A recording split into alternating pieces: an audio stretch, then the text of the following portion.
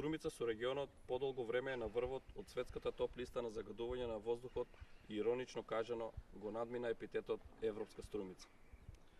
На големо најавуваните мерки кои владата ги презема за решавање на овој проблем немаат посебен ефект, затоа што истите се насочени кон последиците наместо кон причините.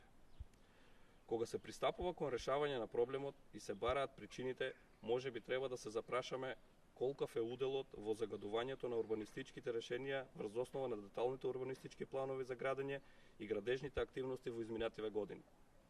За да се луцираат големите загадувачи, наместо да ги обвинувате граѓаните за лоши навики и неодговорност.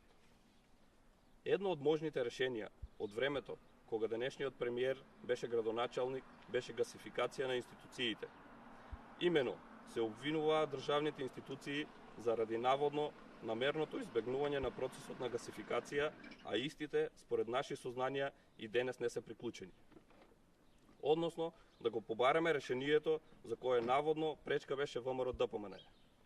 Очигледно, генералната политика не може да донесе реална гасификација на земјава, но барем проектот виртуелна гасификација да го намали загадувањето.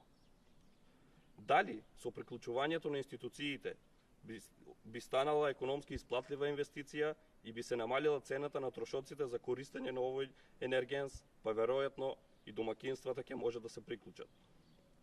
Очигледно, загадувањето е предизвик владата со сите најповикани и одговорни лица од регионов да направат се што можат за да ги приклучат државните органи и општинските институции на гасоводот во Струмица како конкретно решение за вонредното големо загадување на воздухот, директно штетно по здравјето и животот на граѓаните и регионот.